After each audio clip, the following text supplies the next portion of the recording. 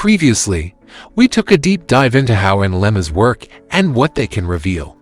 Now, let's take a guided tour of a house, using analemmas projected onto the celestial sphere as our reference.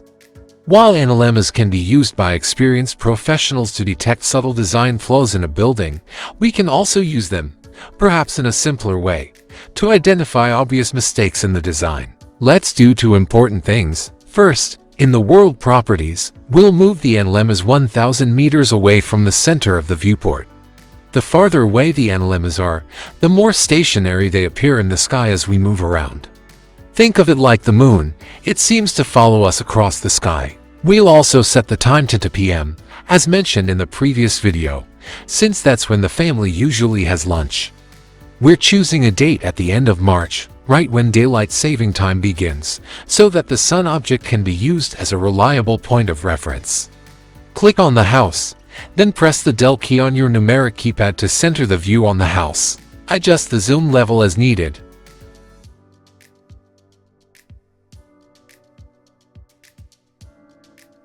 In the outline, we select the sun object to use it as a reference point in the sky. A quick way to avoid navigating through menus is by pressing the F3 key. This brings up a search panel where we can start typing the name of the command we need. For example, by typing walk, we see walk navigation appear at the top of the list. Just click the command, or scroll with the arrow keys and hit enter to activate it.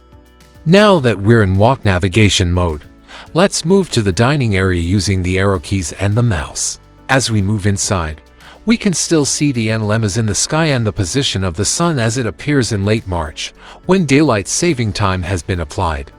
As we arrive in the dining area, we can observe how, as we move from March toward summer, the sun rises higher in the sky and becomes increasingly blocked by the building. Around September, the sunlight begins to become uncomfortable for someone facing south.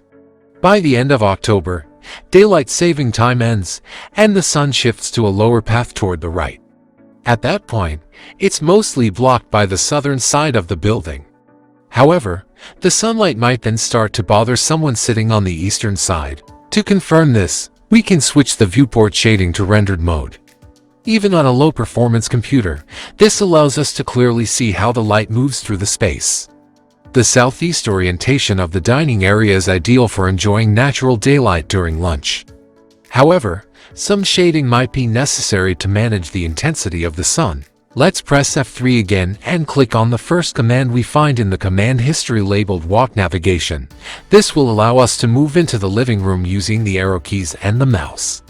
The living room features large eastern-facing windows, which allow soft, pleasant sunlight to enter during the morning hours.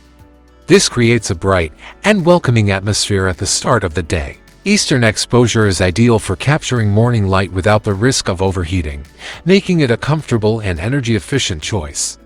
Now let's turn the view toward the western side of the living room.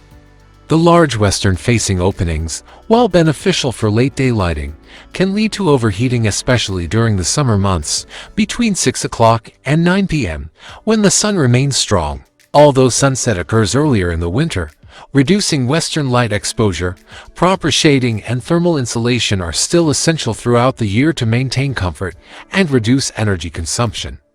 Let's go upstairs by pressing F3 again and selecting the first command in the history labeled Walk Navigation.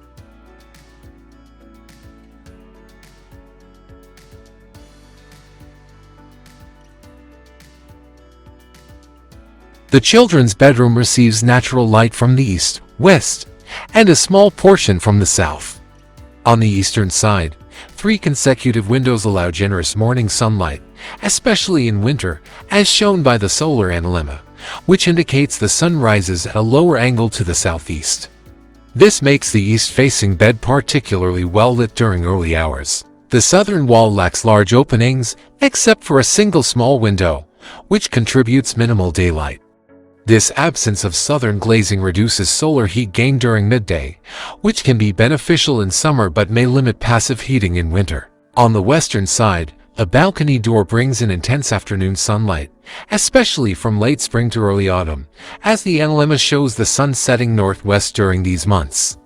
Without proper shading, this can lead to overheating between 5 o'clock and 8 p.m. Overall, The lighting performance of the room aligns with the solar path shown in the Analemmas, offering valuable insight for optimizing shading and thermal comfort throughout the year. Using the same approach with Analemmas and walk navigation, you can evaluate the lighting and thermal comfort of all the other rooms in the house. This method offers a powerful yet accessible way to understand how sunlight interacts with your design throughout the year, helping you identify opportunities for improvement and ensuring a comfortable, energy-efficient living environment. And that's how you can use Analemmas and walk navigation to evaluate the lighting and comfort of every room in your home.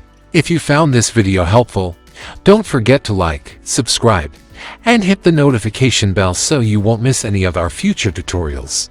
Thanks for watching, and see you next time.